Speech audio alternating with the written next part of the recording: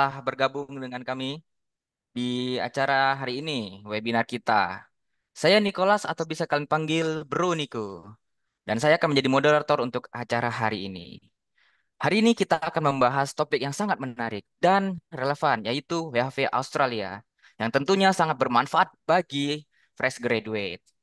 Kami sangat antusias karena telah menghadirkan pembicara yang luar biasa, yaitu Ko Felix Yonatan. Ya, untuk Ko Felix, ya, Bang Halo, Felix ini, selamat pagi. halo Bang Felix ya. Nah, Bang Felix ini adalah orang Jambi yang tinggal di Kasang, guys, yang akan membagikan wawasan dan pengalamannya kepada kita semua.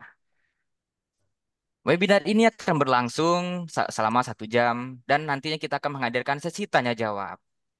Nah, bagi teman-teman yang memiliki pertanyaan bisa menuliskan di kolom chat atau nanti bisa raise hand di fitur Zoom kita.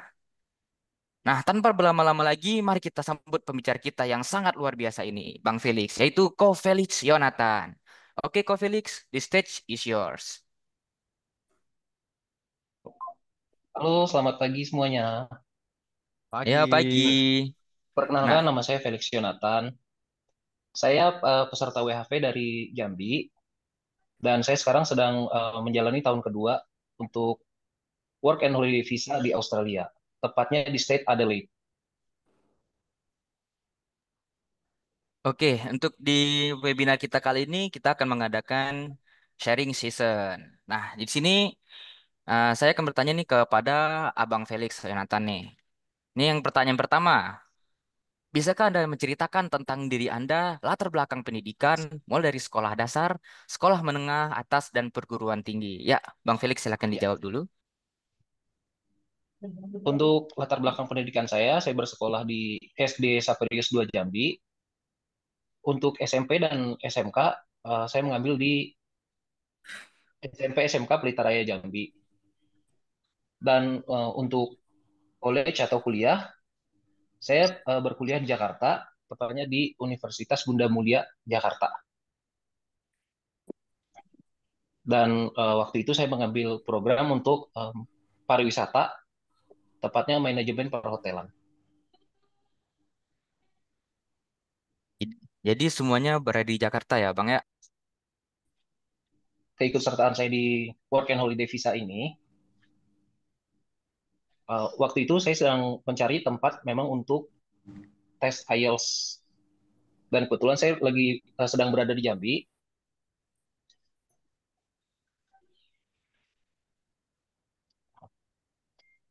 dan waktu saya menanyakan untuk program tes IELTS ini, saya bertemu dengan Ibu Citra, dan Ibu Citra menceritakan saya tentang program Work and Holiday Visa di Australia ini. Oke, untuk pertanyaan ketiga untuk Bang Felix nih.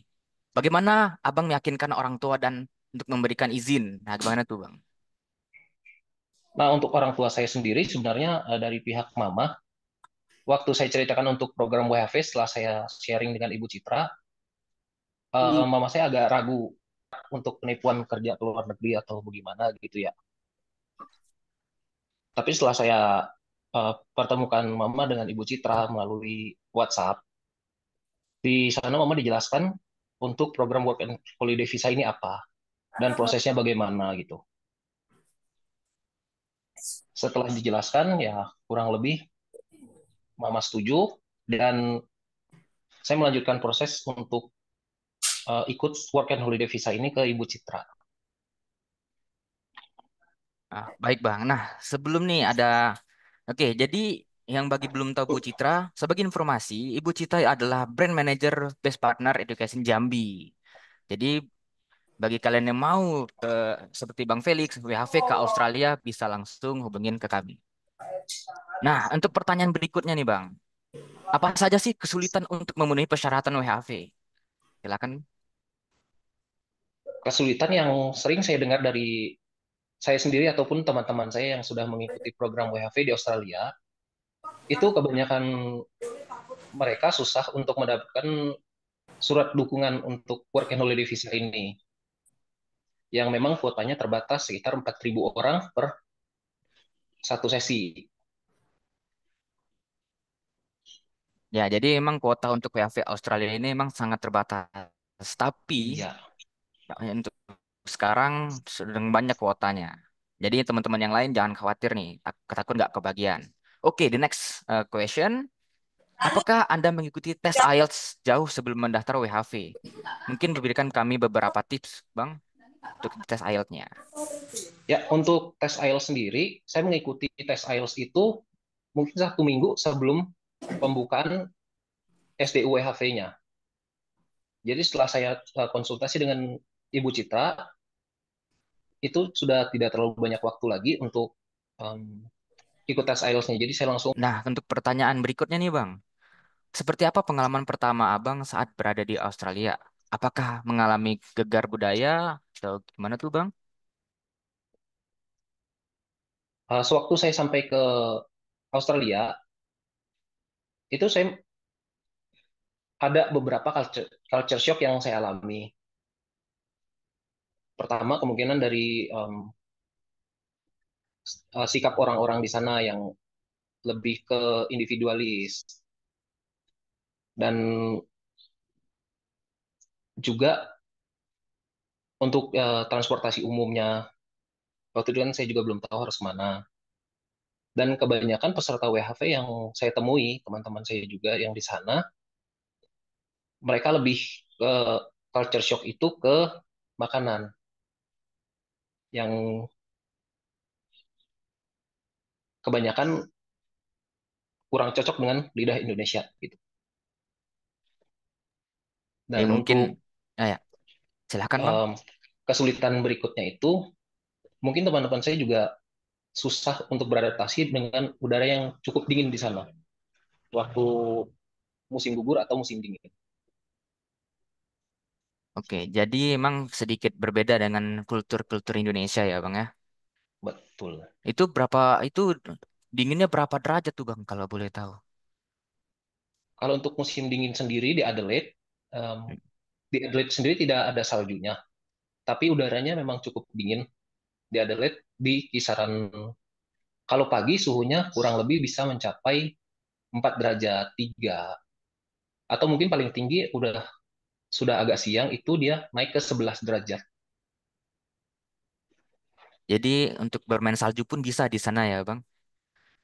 Kalau untuk salju sih Adelaide kita nggak ada, tapi kalau ke State Melbourne atau Sydney mungkin ada salju di sana. Jadi kebanyakan teman-teman saya kalau mau bermain salju, mereka pergi ke State Melbourne. Oke, baik, Bang. Nah, ini ada next question lagi nih. Berapa banyak uang yang Abang persiapkan untuk menghabiskan 1 bulan pertama tinggal di Australia? Kalau untuk awal datang, kemungkinan akan menghabiskan lumayan banyak dana ya.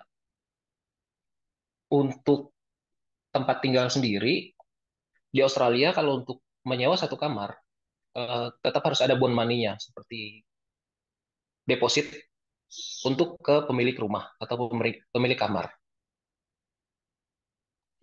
Jadi itu kemungkinan dia minta pembayaran di awal untuk depositnya itu sekitar 2 atau 3 minggu di awal, ditambah 1 minggu untuk pembayaran kamar. Jadi di sana pembayaran kamarnya itu per minggu, nggak per bulan. Jadi Kemungkinan untuk untuk awal datang saya kemungkinan bisa menghabiskan sekitar 10 sampai 15 juta, itu sudah maksimal dari untuk tempat tinggal, untuk makan dan untuk yang lain-lainnya.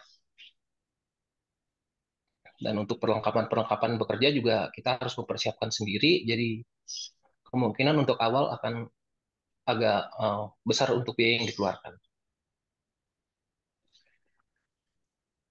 berarti di sana tuh harus hidup mandiri juga ya, Bang? Betul. Betul, oke. Nah, kalau makanan di sana ada yang halal nggak, Bang? Apakah makanan yang halal susah dicari, Bang? Makan sana, Kalau untuk ya kalau untuk silakan. state Adelaide sendiri itu tidak terlalu susah untuk mencari makanan halal Hmm, karena di Adelaide sendiri komunitas Muslim itu cukup besar karena di sana ada orang Afghanistan, orang Pakistan, dan mereka juga membuka toko atau supermarket yang sudah berlabel halal.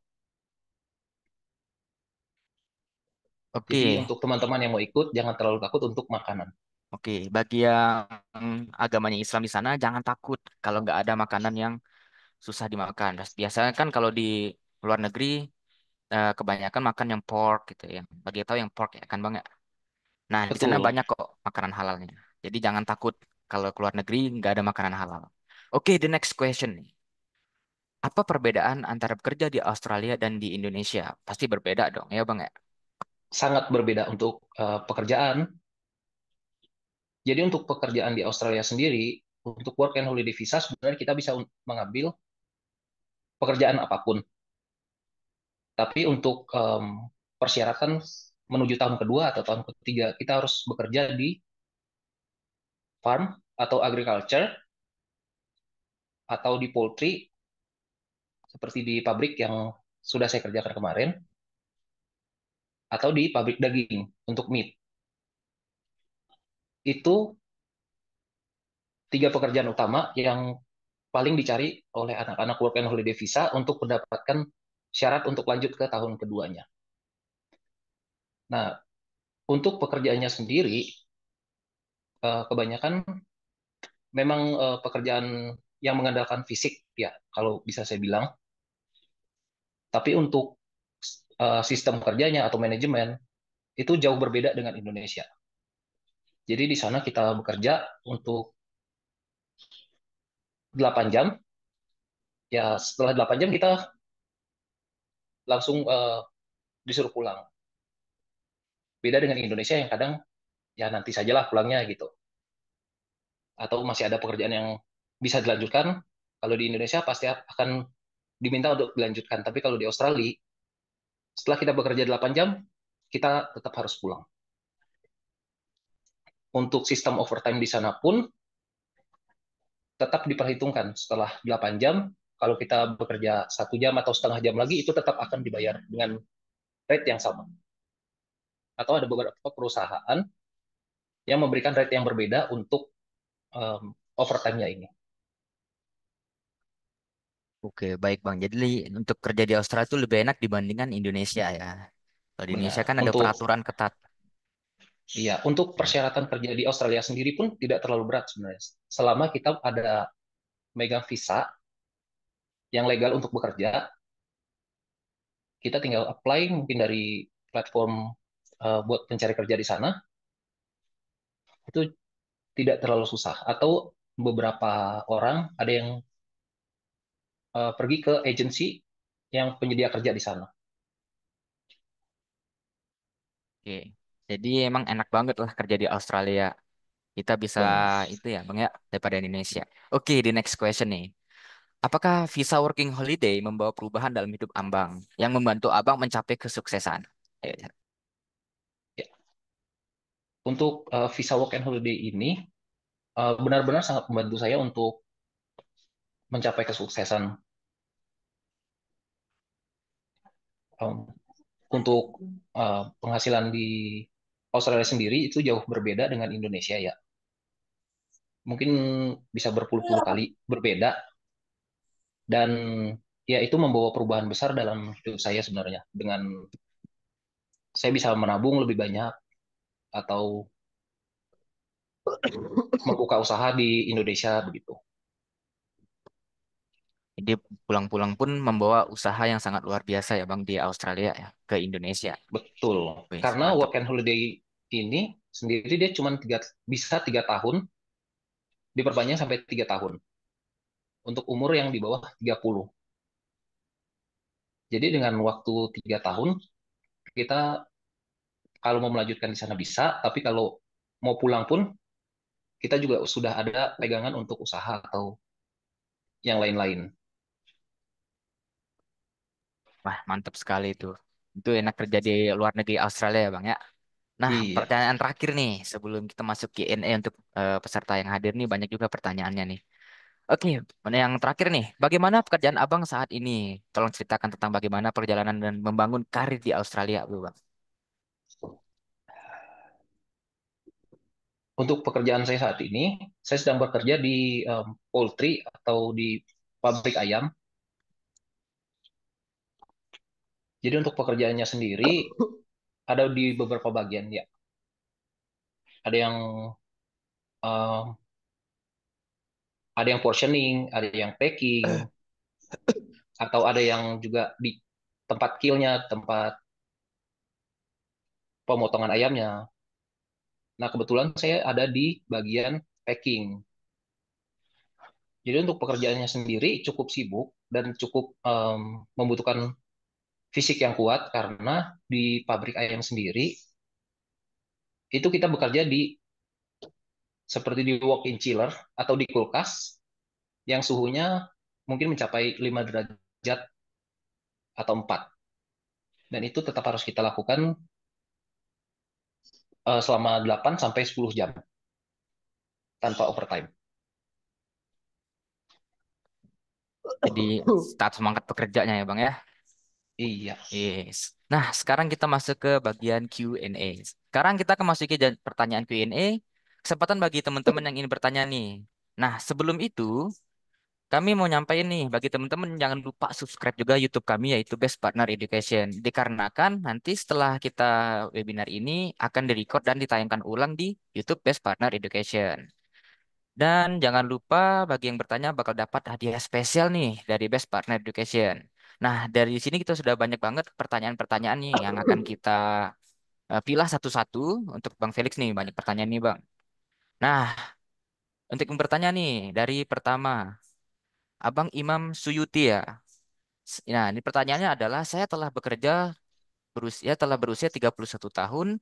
Pendidikan S3 dan saat ini dipercaya sebagai dosen. Wah, mantap banget nih. Tapi saya berkeinginan untuk kuat untuk berkarir di Australia.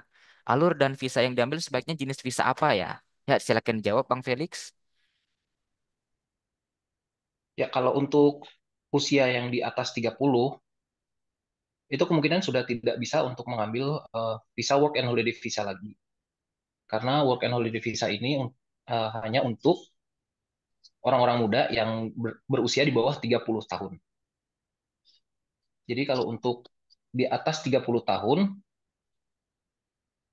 kemungkinan bisa mengajukan untuk sponsorship itu dengan jalur yang berbeda lagi.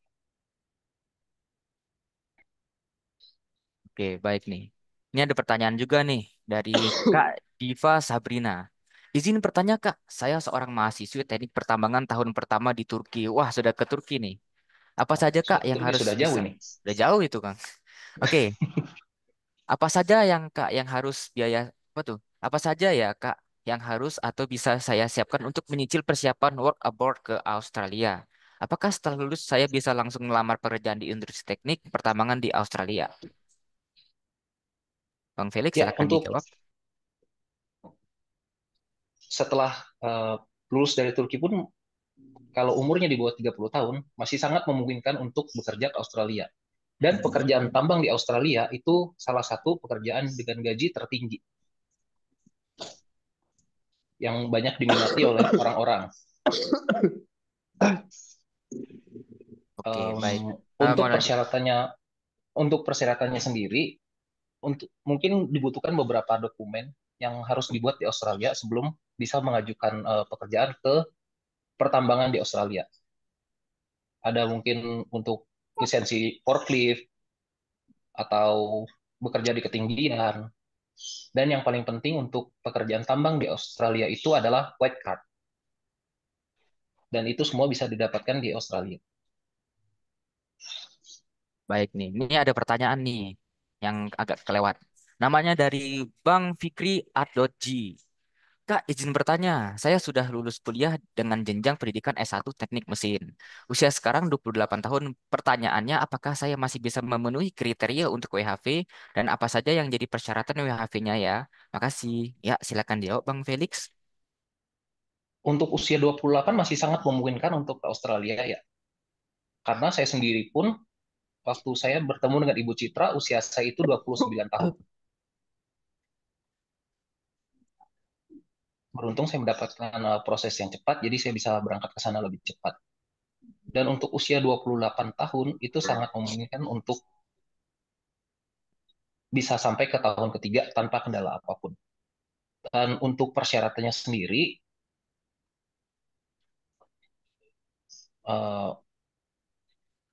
Yang pertama itu paling untuk mendapatkan surat dukungannya,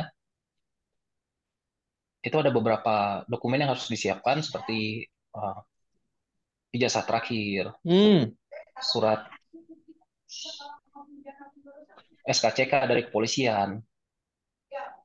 Oh iya, Nah, izin nih dari Bang Rafli, mahasiswa UMY, Muhammadiyah nih.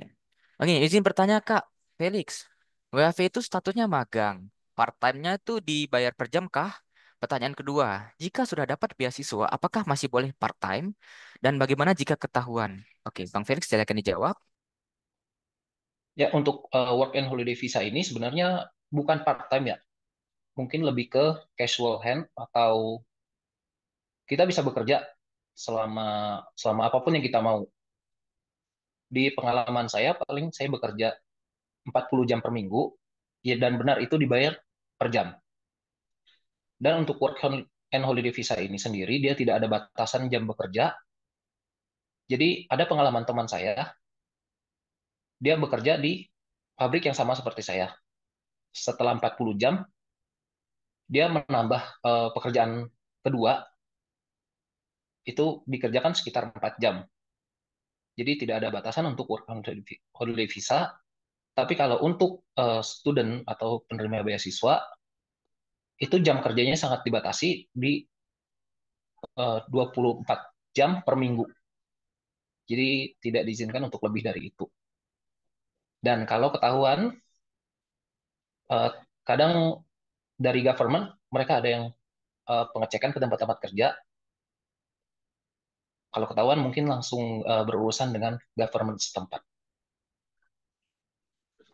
Oke, mantap sekali. Ini ada yang bertanya lagi nih. Ada yang kayaknya tadi kelewat. Abang, dari Kak Indri. Abang, agennya di sana tadi apa saja yang recommended? Bisa dijelaskan lagi, Bang Felix? Agen maksudnya yang di Australia gitu ya? Ya, sepertinya nih agen yang berada di Australia. Untuk Kak Indri, Oh iya, ya. kalau untuk agen yang di Australia, saya ada tahu beberapa agensi itu ada di pertambangan. Kalau kita mau ke bagian pertambangan perhotelannya, itu ada di Kompas Group. Kalau untuk ke poultry sendiri, dia ada di APG Workforce dan Chandler McLeod.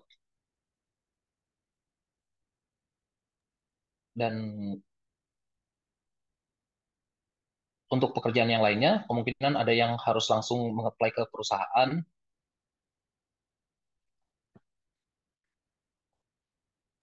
Oh, jadi harus nge-apply dulu ke perusahaannya ya, Bang ya. iya. Bang, Atau di oh, beberapa agensi yang sudah saya sebutkan tadi. agensi yang disebutkan tadi. Ya, Contohnya, iya. benar. Untuk Kak Indri itu sudah dijelaskan sama Bang Felix ya. Nah, ke pertanyaan selanjutnya nih. Ini banyak nih pertanyaannya nih. Oke, kita baca satu-satu ya, Bang. Nah, dari CWH Amidun Salawi. Saya berusia 58 tahun, visa apa yang tepat? Saya profesional di dunia kontraktor, mantan pensiunan BUMN karya. Atau Nah, gimana tuh, Bang? kalau untuk usia 58 tadi ya, itu kemungkinan bisa untuk apply skilled visa. Dan itu harus berurusan langsung dengan perusahaan yang bersangkutan. Untuk melamar pekerjaannya sendiri, kemungkinan bisa di platform pencari kerja itu ada seek.com untuk di Australia. Dia Jadi yang untuk usia itu lebih baik ke skilled visa atau sponsorship. ya, jadi masih ada kesempatan ya, Bang ya, untuk gembos gitu ya. Baik. Mm-mm. Nah, ini dari pertanyaan berikutnya dari Kak Anastasia. Halo Kak, bolehkah di-share trik dan tips untuk lolos WHV, WAR SDU WHV? Ya, silakan Bang.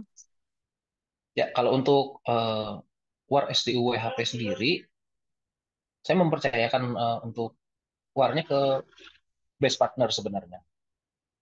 Karena yang saya tahu em, dokumennya harus sudah disiapkan dan untuk internetnya juga harus cepat karena kita bersaing dengan beberapa ribu orang. Jadi saya lebih mempercayakan itu ke best partner. Karena ada Ya, beberapa teman saya juga yang cuma terlambat beberapa menit, dia tidak mendapatkan SDWHV atau mungkin kuotanya sudah habis. Ya, jadi yang mau untuk ikut lolos UARS DWHV bisa langsung tanya untuk orang Jambi ke Best Partner Education kantor cabang Jambi. Nah, untuk lokasinya itu berada di depan Mitra Bangunan Talang Banjar, di sebelah Ikan Bakar Anton, Talang Banjar. Nah, siapa sih orang Jambi yang nggak tahu dengan Talang Banjar? Oke, nah untuk yang syarat-syaratnya nanti ke kantor kami aja, atau bisa hubungi nomor tertera nanti ya. Oke, kita ke next question. Dari CWH Aminuddin Slawi dari abang yang ini jaga nih. Ya. Jadi namanya cara cari visa sponsor BGM Kak Felix. Nah, itu gimana tuh, Bang? Untuk prosesnya sendiri, saya kurang tahu ya karena saya belum merambah ke arah sana. Tapi kemungkinan kita harus berkoordinasi dengan perusahaan yang menerima kita untuk yang mau memberikan sponsor dan surat-surat kemungkinan akan diurus oleh perusahaan terkait. Oke. Nah, yang bagi yang bertanya nih untuk SDUWHV kami juga ada nih. Itu sponsornya nggak kelihatan ya. Jadi kita juga punya syarat-syarat untuk bagian PTI dan IELTS WHV Preparation Class. Jadi di sini untuk yang mau bertanya datang aja ke kantornya dikarenakan nggak bisa lihat di Zoom. Nah, jadi kita langsung aja ke next questionnya. Nah, ini dari Kak Ajeng nih. Hai Kak, terkait semua biaya yang perlu disiapkan untuk WHV ini sekitar berapa puluh juta ya Kak? Ya, Bang Felix silakan dijawab Bang. Ya, untuk WHV sendiri, karena ada persyaratan juga dari pemerintah ya, untuk ada pengendapan dana sekitar 50 juta rupiah atau 5.000 Australian dollar, itu untuk penjaminnya saja. Paling em, itu yang agak memberatkan di work and holiday visa ini. Tapi secara keseluruhan, setelah itu dipenuhi, tidak terlalu banyak biaya lagi yang dikeluarkan untuk WHV sendiri. Karena untuk tiket ke Australia juga tidak terlalu mahal, dan juga biaya hidup di sana juga kurang lebih dengan Indonesia, kemungkinan hanya harus menyiapkan dana untuk itu, untuk apply visa, untuk tiket pesawat, dan untuk kehidupan sehari-hari di sana selama 1 bulan untuk cadangan.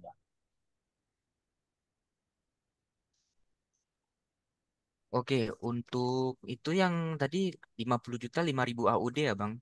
Itu uangnya Iya, diapain tuh kurang Bang? lebih. Kurang lebih itu uangnya diapain tuh Bang kalau boleh tahu tuh.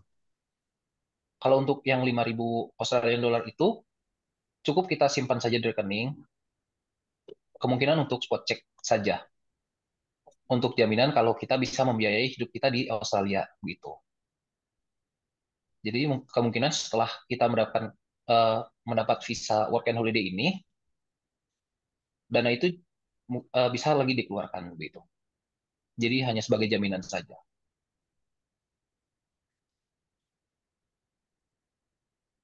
Nah, kita ke next question selanjutnya nih Bang. Izin bertanya Kak, apa ada peluang kerja jadi guru bahasa Indonesia atau Arab di Australia dengan visa WHV Kak? Ya, Bang Felix silahkan jawab.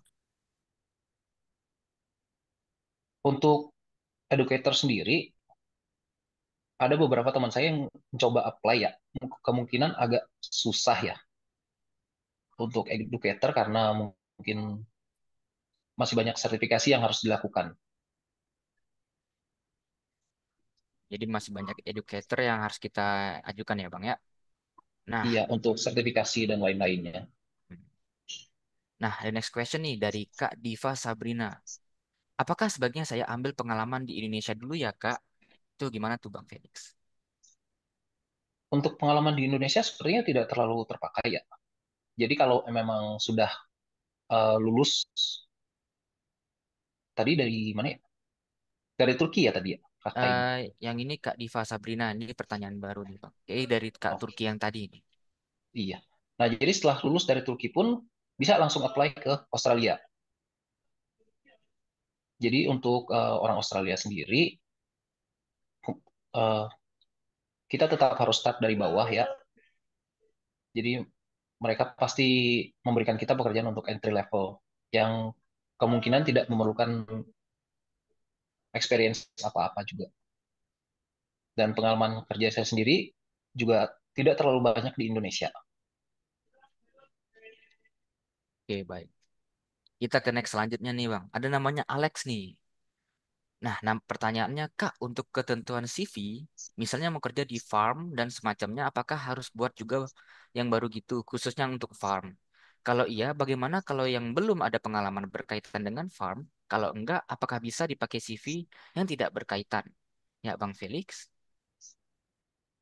Untuk pekerjaan di farm sendiri, kebanyakan dari pengalaman teman-teman saya dan saya sendiri juga pernah bekerja di farm, kita tidak menggunakan CV. Jadi itu hanya pekerjaan istilahnya dari mulut ke mulut yang kita bisa ngajak teman gitu.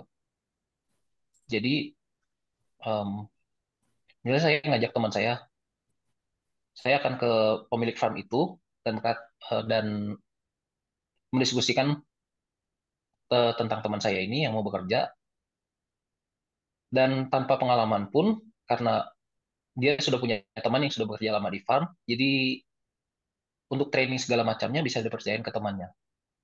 Jadi untuk ke farm tidak terlalu membutuhkan CV.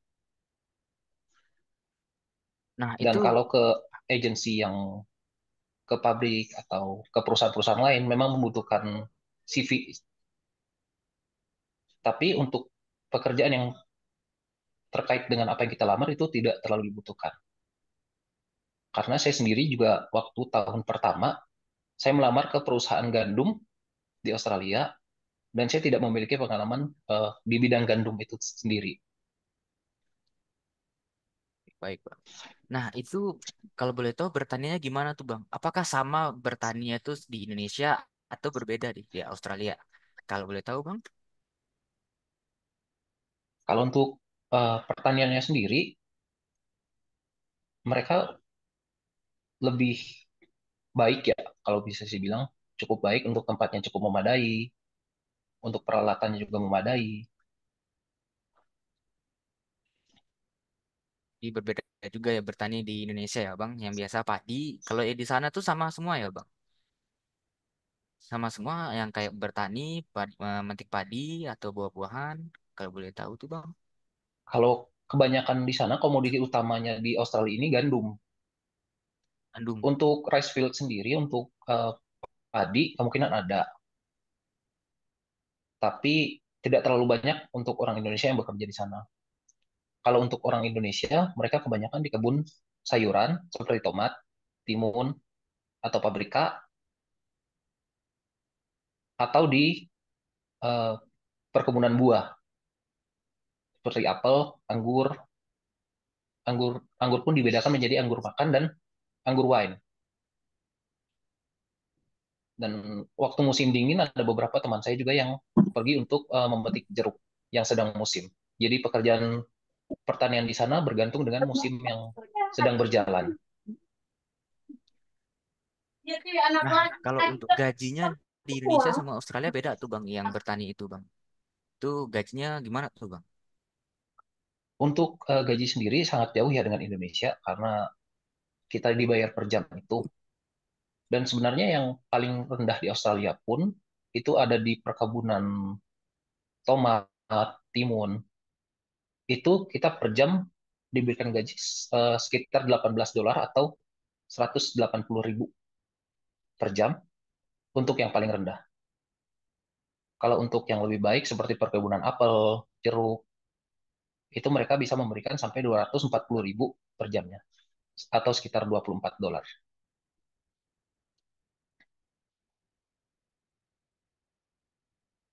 Atau kalau memang mau gaji yang lebih baik lagi, bisa untuk langsung apply pekerjaan ke perusahaannya. Karena kalau kemarin pengalaman saya waktu di pabrik ayam, itu saya bisa mendapatkan sampai 290.000 per jamnya. Karena langsung di bawah perusahaan. Jadi untuk gaji bertani di sana pun luar biasa besar, Bang, ya, kalau dibandingkan dengan Luar biasa. Indonesia.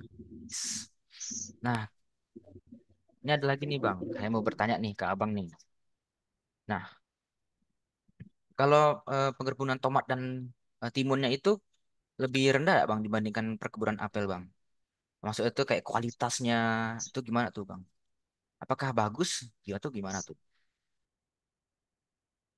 Eh, di- dari Australia dibandingkan dengan Indonesia begitu ya. Ya dari Australia dibandingkan dengan Indonesia. Ya, untuk itu kembali ke kebijakan petaninya sendiri, ya, yang pemilik tempatnya sendiri. Kalau untuk yang pernah saya kerjakan, mereka benar-benar mengutamakan kualitas. Jadi eh, contohnya untuk tomat yang kurang matang, mereka sudah dibuang saja gitu. Atau untuk apel juga yang tidak terlalu bagus, atau yang ada memiliki spot-spot hitam di apelnya, mereka langsung dibuang saja begitu. Jadi mereka lebih mengutamakan kualitas. Oke, kita langsung ke next pertanyaan selanjutnya. Karena udah banyak yang bertanya nih. Oke, dari Bang Mok Alif Kivizila. Izin bertanya Bang, saya melihat beberapa influencer yang tidak mendapatkan pekerjaan sampai 3 bulan setelah menginjakkan kaki di Australia. Untuk mengantisipasi kemungkinan terburuk, saran apa yang bisa yang bisa kakak berikan buat saya? Ya, memang kadang ada juga beberapa teman saya yang tidak mendapatkan pekerjaan 1 bulan, 2 bulan setelah tiba di Australia. Untuk saran sendiri, em, kita ada sebenarnya di Australia itu ada komunitas orang Indonesia. Nah, jadi eh, mereka membuat grup WA dan beberapa mereka pun ada yang kadang share job. Misalnya dibutuhkan untuk cleaner atau dibutuhkan untuk pencuci piring. Kemudian kalau memang bisa kita ambil pekerjaan itu dulu, ya kita ambil dulu untuk kehidupan sehari-hari. Tapi kalau untuk kalau memang tidak bisa masuk ke komunitas Indonesia, itu juga ada beberapa agensi yang bisa menyediakan pekerjaan juga.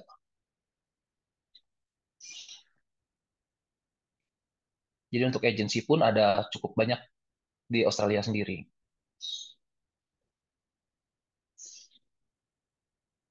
Oke, kita next ke pertanyaan selanjutnya, Bang. Dari Zobi. Bukan zombie nih. Oke, halo Kak. Mau tanya misalnya sudah WHV di Aussie dan umur saya sudah 30 tahun. Untuk tahun depan, apakah ada visa yang cocok untuk tak bisa lanjut kerja di Australia? Ya, Bang Felix. Ya, sebenarnya situasi itu sedang saya hadapi sendiri ya. Tahun ini saya sudah 30, tapi saya belum mendapatkan untuk tahun ketiganya ini sekarang. Jadi di Australia sendiri batasnya adalah 30 tahun. Kalau sebelum kita eh, bertambah umur ke 31 itu masih bisa untuk mengapply ke tahun selanjutnya. Atau kalaupun benar-benar nggak bisa untuk ngelanjutin lagi, kemungkinan kita bisa ke student visa yang kemungkinan bekerja di 24 jam per minggu. Itu memang pendapatannya agak berkurang, tapi seenggaknya masih ada lah gitu. Baik, jadi yang sudah berusia 30 tahun bisa lanjut ke student visa ya untuk di Australia. Oke, Bang. Iya, betul. Nah, betul sekali. Nah, ada pertanyaan selanjutnya nih dari Aprilia Ayang Zaidah. Waduh, ada ayangnya nih. Nah, halo Kak, mau nanya kalau misalnya kita udah memenuhi semua WHV, terus budgetnya tuh kan sekitar 20 jutaan. Kalau misalnya kita lanjut ke S2 sambil kerja dan sudah goal masuk ke negara Australia, apakah uang 20 juta itu balik lagi ke kita? Ya, silakan Bang Felix. Ya, untuk dananya sendiri, jangan terlalu khawatir ya untuk uang di Australia itu cukup baik. Dengan modal yang saya keluarkan waktu itu, sekitar ya 25 sampai 30 juta, itu bisa saya dapatkan kembali dalam waktu kurang lebih 2 bulan setelah dipotong biaya ini biaya itu untuk biaya sehari-hari dan lain-lain. Karena dalam 1 minggu saja paling kecil gaji yang bisa kita dapatkan itu di sekitaran $800 atau 8 juta rupiah. Oke, ini ada yang bertanya nih. Dari Bang di bisukan aja semua Bang. Nah, di sini aku giniin aja deh. Nah, bagi yang bertanya nih namanya Bang Erik. Ya, Bang Erik, mana Bang?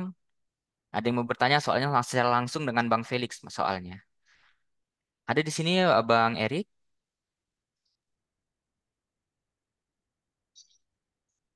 Bang Erik, udah kita ini aja lah.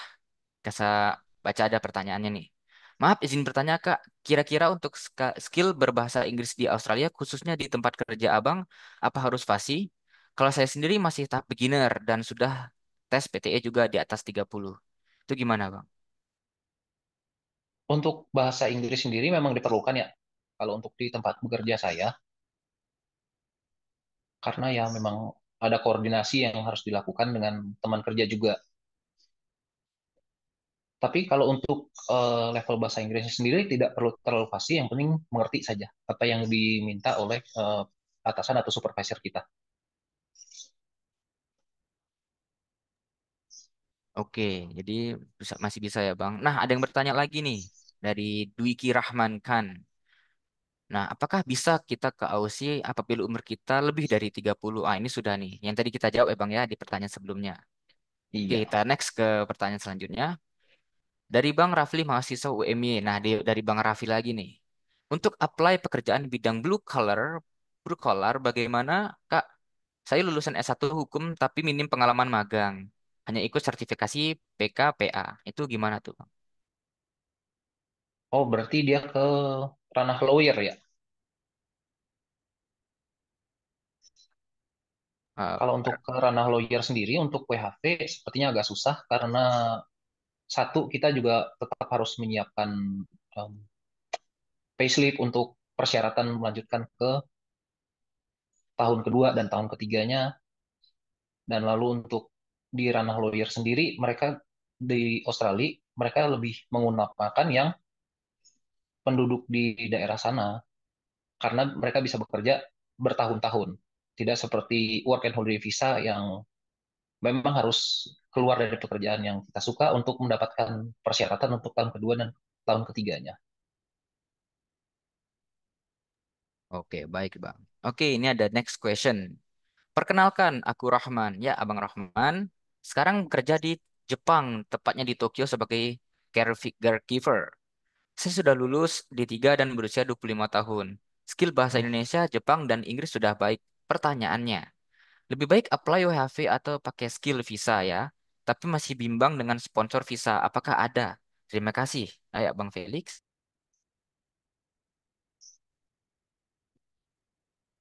Iya, kalau saya menyarankan lebih baik menggunakan visa WHV dulu ya, karena kita juga bisa mengamati pekerjaan-pekerjaan apa saja yang ada di Australia dan kita bisa mencoba beberapa pekerjaan yang mungkin kita sedang penasaran, oh gimana sih kerja di farm atau di caregiver sendiri pun bisa sebenarnya untuk WHV.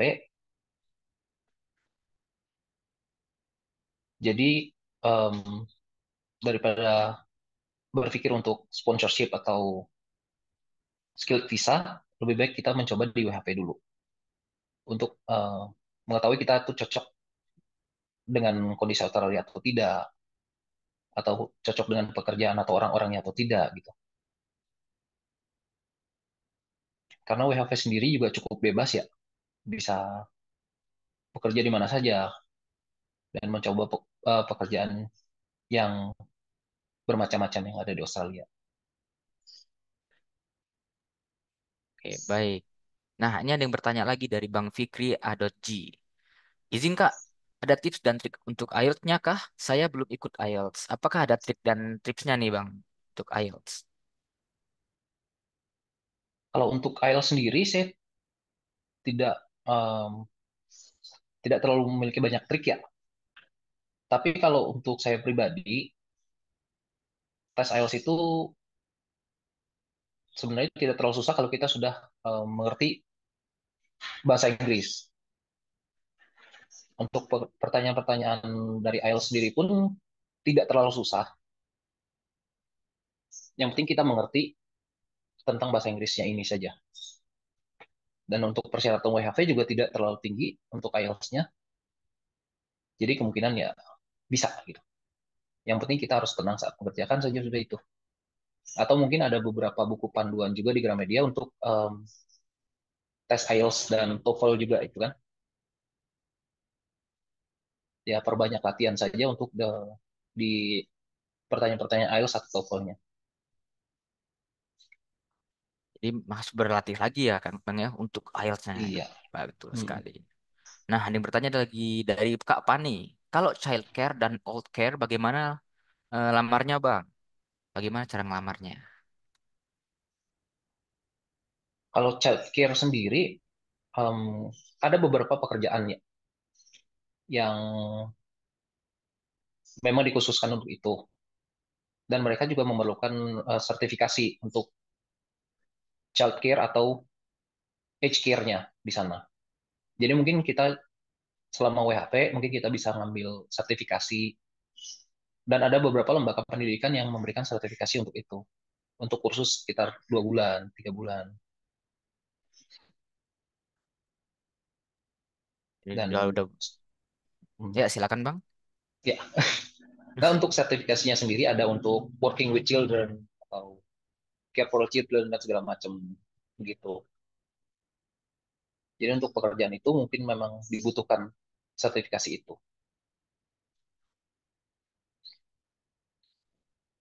Oke, ini dari Samsung Galaxy Note. Wah, HP-nya mahal nih. Apakah kerja di farm atau di kebun kita bisa mencapai skor IELTS tertentu, Kak? Gimana maksud Kak? Ini dari Bang Samsung Galaxy Note. Apakah kerja di farm atau di kebun kita harus bisa mencapai skor IELTS tertentu, Kak? Oh, enggak. Kalau untuk di farm sebenarnya itu sangat minim ya untuk koordinasi dalam bahasa Inggrisnya.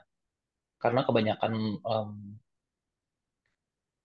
kebanyakan anak-anak work and holiday visa ini mereka bekerja di farm untuk orang Indonesia.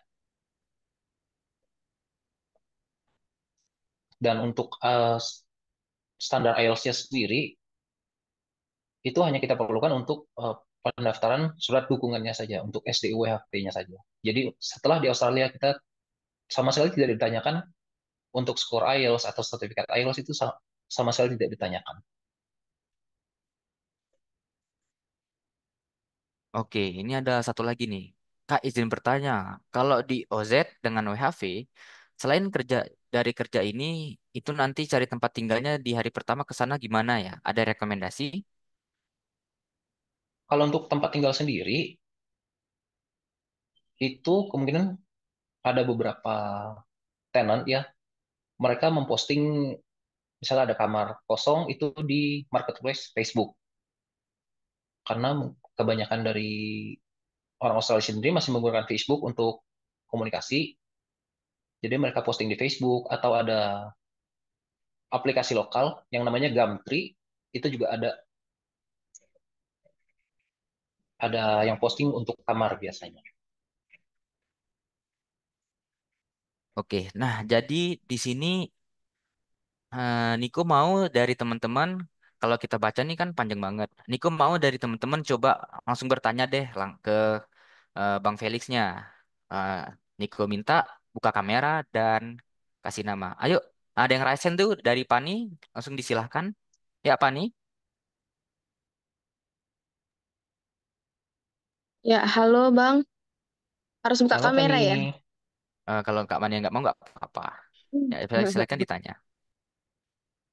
Jadi aku mau nanya nih Bang, kalau misalnya tentang child care dan old care tadi, kalau kira-kira Bang, kita ambil sertifikat nih. Nah, kalau mm-mm. misalnya pas kita ambil sertifikat, kita belajar, itu memang harus fokus belajar atau bisa sambil kerja nanti Bang? Maksudnya di sampingannya ada kerja juga, atau harus fokus dulu ambil sertifikatnya dalam beberapa bulan, baru itu bisa nanti kerja atau gimana Bang? Bisa untuk kerja juga. Sama Oh, work and seperti holiday visa ini kita bebas sebenarnya. Oh, jadi kalau misalnya menurut Abang, kalau misalnya kayak baru gini, cocoknya kalau baru ke Australia, kalau misalnya mau fokusnya ke child care dan old care, cocoknya mana Bang? Pilih salah satu gitu. Kayak yang lebih muda lah dulu sekarang ambil yang old care aja atau child care aja gitu. Kebanyakan sih untuk teman-teman saya sendiri mereka ngambil di age care atau old care ini. Eh, seperti Untuk itu. childcare Kalau agak jarang sebenarnya. oh, kalau misalnya saya kan kemarin tesnya pakai PTI. Nah, kalau Mhm. misalnya saya lihat kan di internet gitu kan, kalau misalnya childcare itu harus skor bahasa Inggrisnya itu lumayan tinggi lah, 6 lah gitu kan. Nah, itu Mhm. bisa pakai pakai skor PTI juga atau memang harus IELTS juga, Bang? Kalau untuk kerjaannya sendiri sebenarnya tidak memerlukan itu ya. Seenggaknya kita bisa untuk komunikasinya saja. Oh, iya soalnya kemarin aku tengok ada syaratnya gitu, harus Mhm. PTI-nya Itu IELTS persyaratannya dari lulus. mana Kak?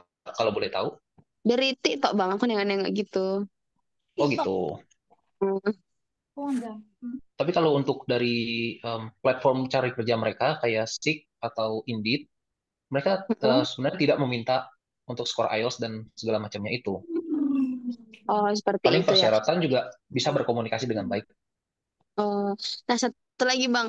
Nah, kalau misalnya kita di Indonesia udah punya SIM, itu Mhm. kalau aku dengar kayaknya 3 bulan bisa ngendarain di sana ya bang. Kalau misalnya kita mau punya kendaraan mobil, kita bisa ngendarai mobil di sana selama 3 bulan ya memakai SIM Indonesia ya bang. Betul. Tapi kalau Nah, untuk mau, Heeh. kalau untuk di State Adelaide sendiri, itu SIM Indonesia masih diperbolehkan. Jadi sampai sekarang saya pun tidak membuat SIM internasional atau SIM Australia sendiri. Oh, seperti itu. Mm-mm. Kalau Jadi untuk kalau kota-kota misalnya besar seperti saya di Sydney, kota lain gitu Bang, itu bagaimana nanti pengurusan SIM-nya atau itu tetap gitu? harus membuat SIM dari Australia sendiri. Kalau untuk membeli mobil Seperti di sana itu bagaimana Bang? untuk pembelian mobil maksudnya, Ya membeli kendaraan gitu di sana. untuk pembelian kendaraan mereka banyak banyak dijual sih dan harganya tidak terlalu mahal untuk mobil ya. Oh, Saya sendiri juga tahun kemarin setelah beberapa bulan bekerja saya juga membeli mobil di sana. hmm, Dan iya. ada beberapa tempat memang mereka menjual mobil yang mungkin bekas crash atau ada masalah sebelumnya gitu dan diperbaiki lagi dijual lagi sama mereka. Oh, seperti itu ya. Ya Bang, makasih. Makasih ya Bang. Terima kasih Kak Fani. Ya, dari selain Kak Fani ada yang mau bertanya lagi. Kalau ada yang mau bertanya lagi, pakai fitur React yang raise hand ya. Ya, ditunggu. Soalnya ini banyak juga yang bertanya di kolom komentar. Jadi, kita maunya langsung kalian bertanya ke Bang Felixnya. Yuk, ini ya Bang Firky aja. Mau bertanya, Bang? Ya, ada yang lain mau bertanya? Saya mau bertanya, Bang. Boleh? Ayo, boleh? Boleh silakan. Ya. Waktu Silakan. dan tempat dipersilahkan. Ah, ya. Saya mau tanya soal apa paspor ya, apa visa. Visa itu kan apa namanya? Saya dengar juga ada student ya. Nah, itu kalau misalnya di sana ini kan nanti saya umur 30 nih, Iya. Kak Felix. Jadi kan posisi saya 28, kemungkinan saya pengajuan tahun kedua masih bisa ya. Tapi untuk tahun ketiga kan itu harus ada visa student lagi tuh. Nah, Nggak, untuk tahun kalau di ketiga sendiri sebenarnya nggak usah pakai iya, visa student. Bisa dilanjut ke WHV tahun ketiga. Itu tahun oh terakhir. gitu. Oh berarti Mm-mm. sebelum sebelum Sebelum kita naik ke 31, oh bahkan gitu. satu malam sebelum kita ke 31 itu masih bisa untuk apply ke tahun ketiga. Oh gitu. Nah, itu saya kepikir buat apa eh di sana itu kira-kira yang rekomen untuk merubah visa dari WHV ke student itu di mana ya? Atau ada organisasi khususnya atau lembaga khusus di Kalau Australia untuk atau gimana? kalau untuk itu kita bisa langsung saja apply sendiri untuk perpindahannya dari work and holiday ke student itu sendiri bisa dia ada pendaftaran online untuk visa sebenarnya. Di website government Australia sendiri mereka menyediakan dan persyaratannya juga cukup jelas untuk di sana. Nah, ini juga saya ada sertifikat yang tadi disebutin ya untuk pekerjaan ketinggian karena kan Ya, saya waktu awal di project itu saya ikut di pekerjaan ketinggian Kak. Nah, itu apakah di mm-mm, Australia itu masuk ke dalam satu bidang yang dipertimbangkan karena ini kan di Indonesia ya, belum di mm-mm. Australia gitu. Nah, itu apakah bisa gitu untuk dimasukkan ke dalam bagian CV atau gimana? Untuk dimasukkan ke CV bisa. Seenggaknya pihak dari perusahaan sendiri tahu kalau kita udah pernah bekerja di ketinggian, tapi kemungkinan mereka akan minta untuk lisensi dari Australia sendiri. Ya, Jadi kita harus bikin lisensi eh, bekerja di ketinggian khusus untuk Australia gitu. oke. Tapi untuk apply kerjanya sendiri, setengahnya mereka udah tahu kalau kita udah punya pengalaman di bidang tersebut.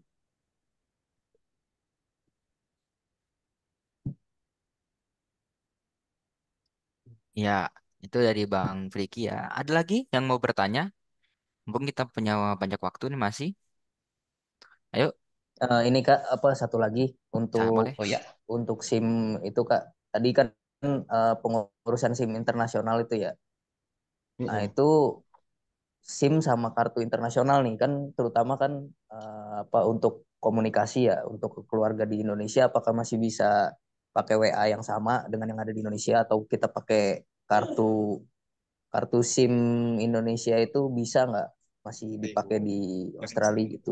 Itu satu. Oh, Nah, yang kedua kalau untuk oh ya, SIM Oh iya. internasional itu tambahan biayanya berapa ya, Kak? Tolong bilangin bahwasanya kalau kalian pengen ngurus visa student, WHV, hmm.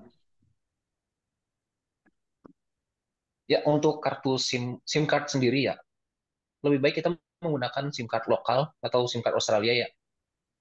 Dan Ya. untuk SIM card Australia yang saya pakai ini sekarang itu sudah free untuk SMS ke Indonesia, untuk telepon itu juga free. Untuk nomor WhatsApp mungkin bisa pakai dua ya. Hmm. Seperti pengalaman teman-teman saya juga mereka punya nomor Indo khusus untuk di sini atau nomor Australia juga untuk di sana gitu. Dan tadi untuk yang kedua untuk SIM ya. Coba boleh diulang pertanyaannya yang kedua yang untuk SIM itu Kak? Iya betul, Kak. SIM. Untuk SIM itu apakah ada proses tes lagi di sananya atau kita cukup melampirkan SIM yang kita punya aja dari Indonesia? Oh kalau di state saya di Adelaide itu bawa saja nggak apa-apa sebagai bukti. Kalau misal di state Oh lain kita gitu. harus Oh ikut bisa driving langsung ya, class. bisa langsung. Ya, Oh, kalau di state lain mereka harus ikut driving class, harus apply SIM sendiri untuk di state itu gitu. Dan oke oke oke. cukup banyak proses yang harus dilakukan sih kalau untuk pembuatan SIM di sana.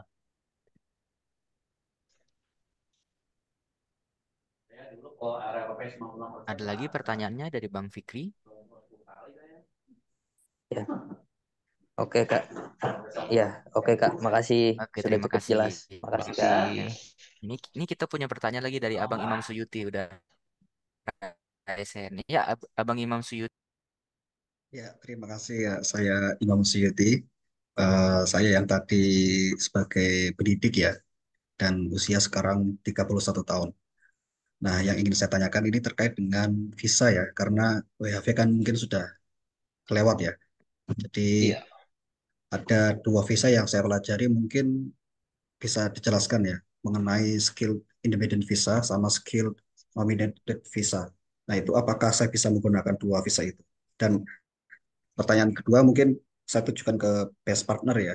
Artinya apakah best partner bisa mengantarkan saya dengan visa kerja ini dan bukan WAV ya. Oke, mungkin itu saja. Hmm. Terima kasih.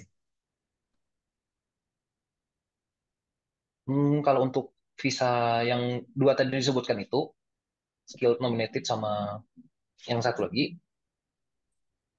itu bisa coba di-apply sendiri ya sebenarnya di website government-nya. Tapi ada beberapa poin, eh, mungkin mereka pakai sistem poin gitu. Dan minimum itu poin yang harus kita dapatkan sekitar 65 atau 60. Jadi mereka ada kriteria-kriteria sendiri seperti status apa sudah menikah atau belum, atau berapa lama pengalaman kita dan lain-lain. Itu mungkin boleh dicek di um, website government-nya sendiri. Itu mereka ada kalkulasinya. Berarti itu tidak melalui imigrasi Indonesia ya? Tetap harus melalui imigrasi Indonesia. Imigrasi Indonesia. Mm-mm. Hmm, Tapi untuk perhitungan poinnya sendiri dilakukan oleh Australia sendiri. baik. Untuk best partner, saya lihat mungkin apakah bisa melihat apa ya, bisa mengantarkan saya misalnya. Karena kan fokus di WAV ya. Tapi ini juga ada permintaan dari mungkin visa kerja ya, yang jenisnya tuh berbeda gitu, bukan WAV. Ya, kalau untuk di Best Partner, kami kan semuanya, Kak. Dan kami akan mengurus semua biaya perjalanan dan juga WHV-nya. Ya, Ya, terima dari kasih Kak. Ya, ya terima kasih juga Bang itu ya. ya. Oke, ini ada pertanyaan lagi nih, ada yang raise hand dari Abang Yosef. Ya, Abang Yosef dipersilahkan.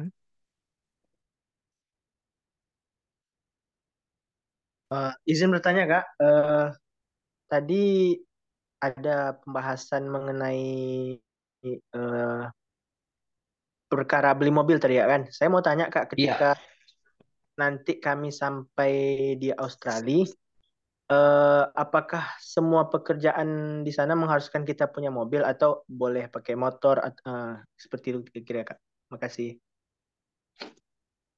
ya izin menjawab kalau untuk di Australia sendiri motor ada, tapi tidak terlalu banyak.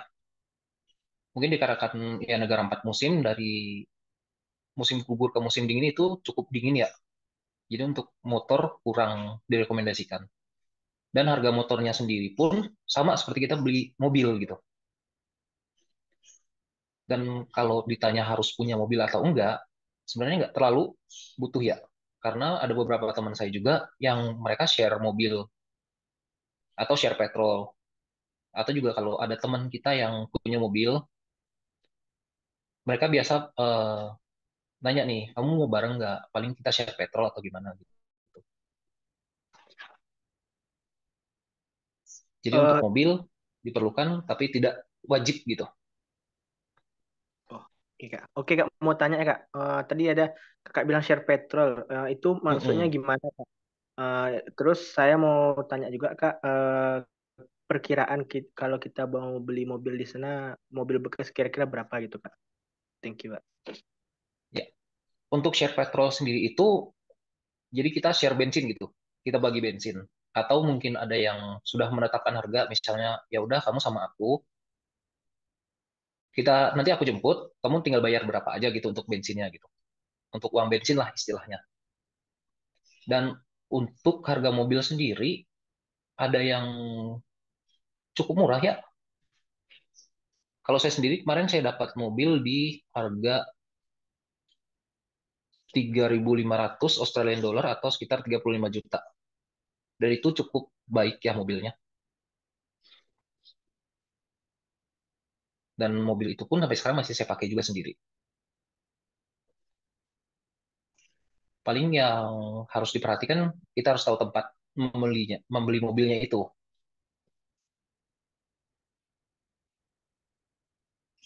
Begitu kurang lebihnya, Kak. Terima kasih banyak Kak. Oke, itu pertanyaan dari Bang Yosef. Ini ada pertanyaan, ada yang mau bertanya lagi nih dari Kak Tresa. Ya, Kak Tresa, dipersilahkan. Kak, izin Ah, sebelumnya oh Kak, boleh boleh nih. untuk Kakak yang admin nih, saya mau tanya Kak, mau tanya perkara apa? Masalah biaya. Kalau mau minta Ya. tolong war WHV sama best partner, kira-kira biayanya berapa gitu Kak? Sama ini juga Kak, eh, kapan kira-kira dibuka war WHV itu gitu Kak? Oke, thank you Kak. Oke, kalau untuk itu hanya imigrasi yang tahu. Kalau kami di sini hanya akan membantu untuk Abang Yosef untuk biaya perjalanan keberangkatan dan juga kelas bahasa Inggris. Nah, kalau untuk bagian itu dari imigrasinya, Bang Yosef. Ya, ada lagi Bang Atau mungkin Yosef? bisa di ini, bisa dilihat di Instagram imigrasi itu biasanya ada informasi Benar, kapan War WHV-nya bakal dibuka.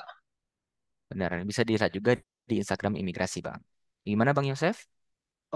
Ini Kak, tadi kan waktu ada dibahas gini tadi Kak, best partner katanya bisa ada memberikan jasa untuk War WHV gitu Kak kan. Kalau nggak salah saya dengar tadi, yang saya ingin tanyakan, berapa biaya biaya jasa yang harus kami bayar kalau mau minta tolong War WHV sama best partner gitu Kak. Oke, thank you.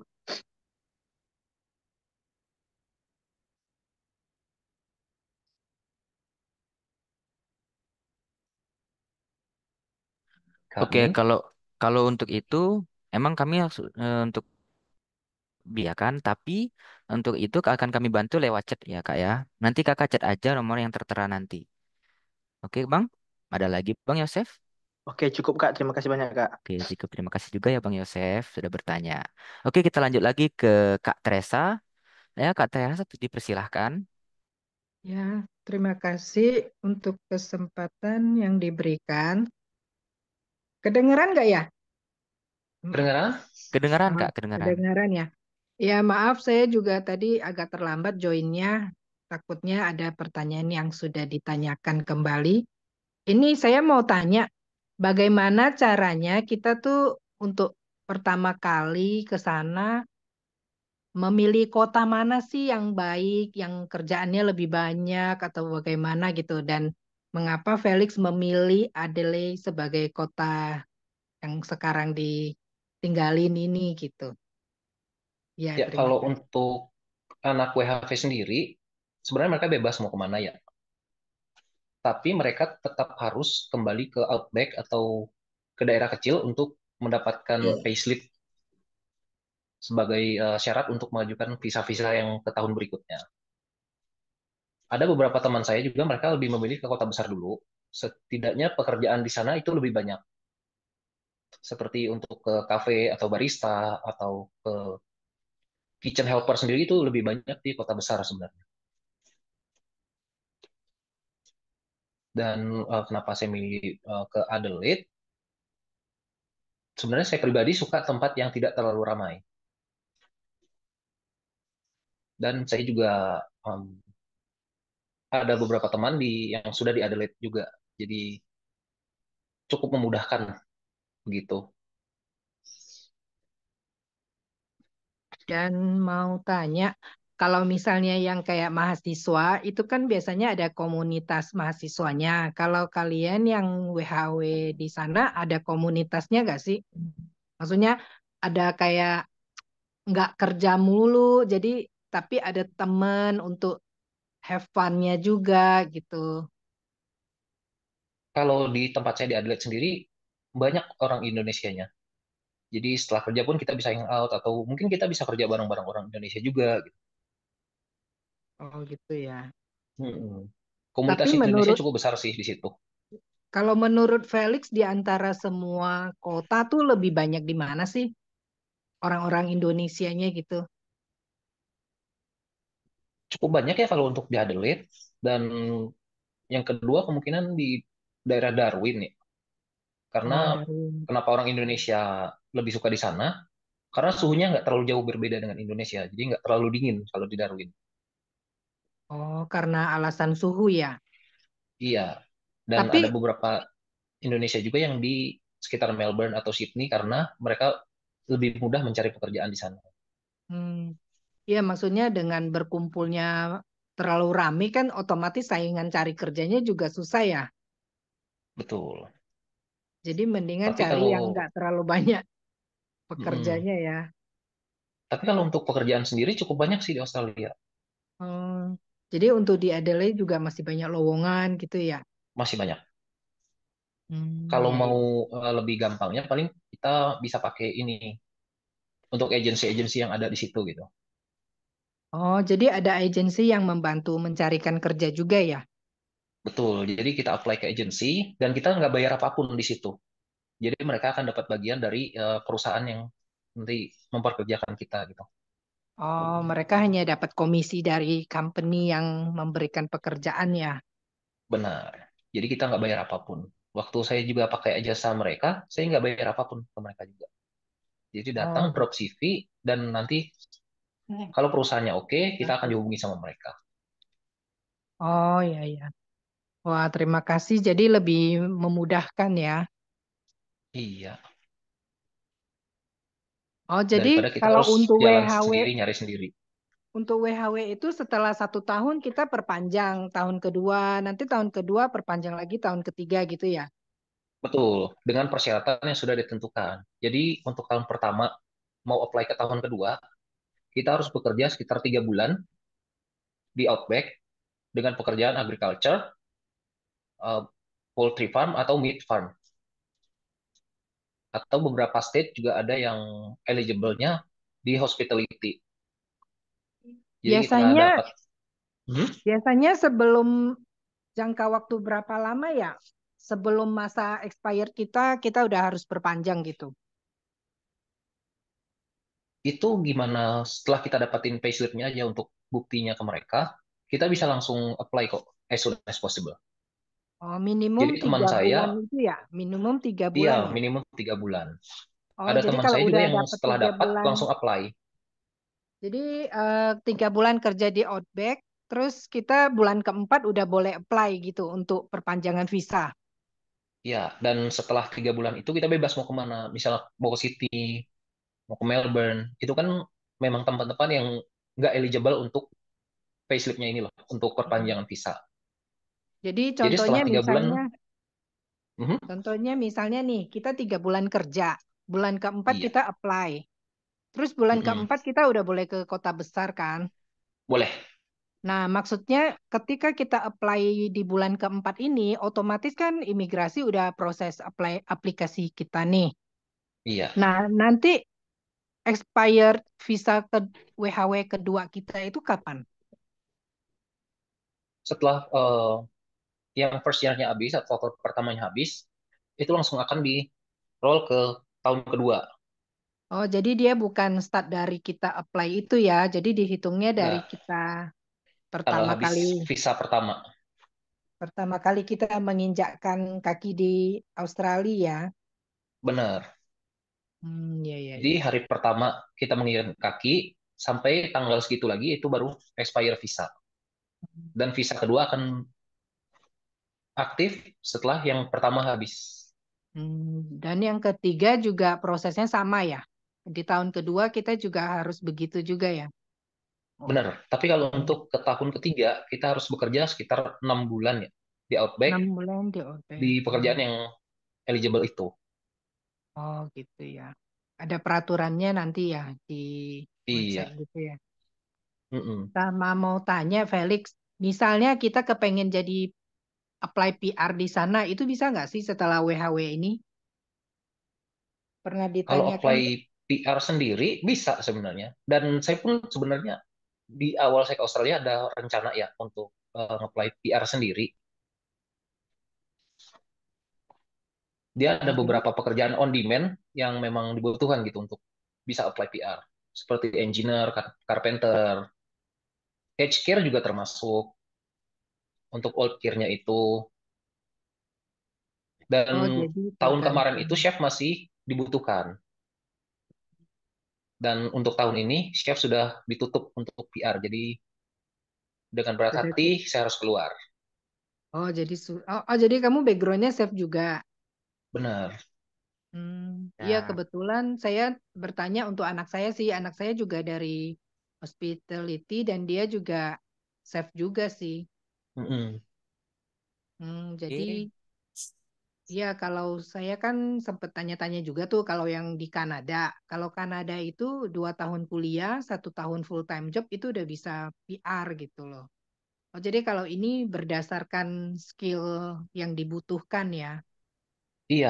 Dan kita tetap harus ada edukasi di sana juga sih. Kalau untuk PR-nya. Oh, jadi Eh, harus kuliah juga ya. eh, Benar. Kak, maaf Kak Teresa. Nah, karena kita Iya, iya, punya iya. waktu yang terbatas, mungkin Oke, kita oke. ke pertanyaan yang selanjutnya. Karena ini Kak Rismasya mau bertanya ke Bang Felixnya.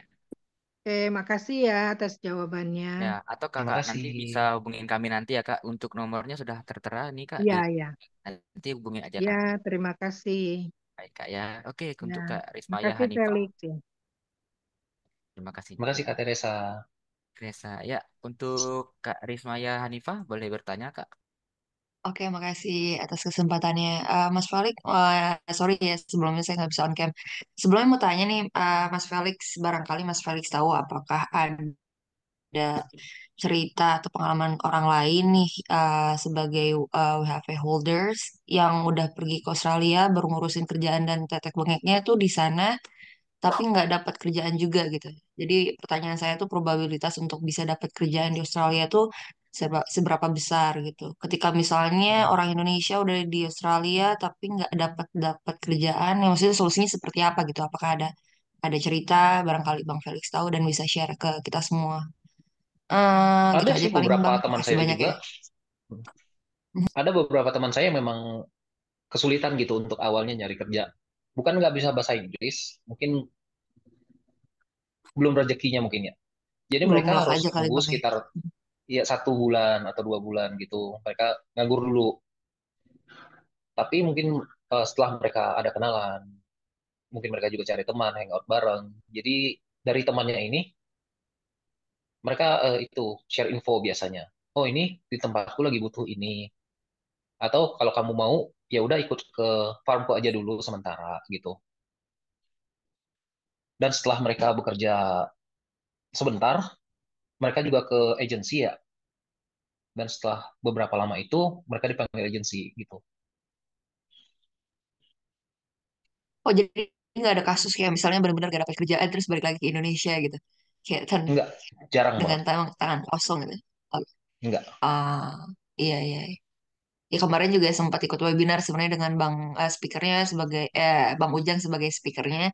Katanya Oh, Ujang perbanyak Arif ya? koneksi aja di sana karena iya Bang Ujang Arif. Jadi kemarin juga sempat Iya, dibahas kayak benar. untuk dapat kerjaan sebenarnya banyak ya banyak lowongan gitu. Tapi ya itu Mm-mm. intinya kita banyak koneksi terus karena apa loker itu banyak dari mulut ke mulut kan. Mesti nggak cuman dari Benar. online aja gitu. Iya. Oke, gitu aja Paling sih Bang, ya makasih. Ya, untuk thank Adelaide you ya. sendiri kita ada komunitas juga kan. Jadi lebih gampang untuk share infonya. Boleh tahu nggak Mas Felix nama komunitasnya di Facebook apa apa tuh? Di Facebook ada. Untuk di Facebook namanya The Rock ya. The Rock Adelaide. Oke, Mm-mm. oke, oke, makasih banyak Mas. Udah aja, thank you. Terima kasih. Nah, jadi ini kami mau ngasih tahu untuk kakak-kakak sekalian yang ingin konsul lebih detail mengenai peluang bisa kerja dan belajar di Australia, bisa hubungin kami di nomor yang tertera. Itu di kolom chat sudah tertera, yaitu nomornya 0813 8005 3305. Seperti Kak Teresa tadi kan, karena pertanyaannya banyak kayak Kak ya, tapi dengan waktu yang terbatas, jadi sedikit terganggu. Jadi kalau Kakak mau menghubungin kami, hubungi aja di nomor yang tertera, itu Best Partner Education. Ya, ada yang mau bertanya lagi, Bang? Itu siapa tadi? Aduh, sepertinya nggak ada yang mau bertanya ya. Nah, jadi buat apa? Buat kalian yang berada di Jambi, udah gampang banget bisa konsul dan sharing-sharing di kantor kita. Dan kami sudah membuka di depan Mitra Bangunan Talang Banjar. Jadi kami ulangin lagi, untuk yang ingin, yang orang Jambi, datang aja ke kantor kami, yaitu berada di depan Mitra Bangunan Talang Banjar, di sebelah Ikan Bakar Anton Talang Banjar. Nah, bagi yang rumahnya agak sedikit jauh, itu bisa langsung hubungi nomor kami yang tertera di kolom chatnya ya. Di nomornya ya. Oke.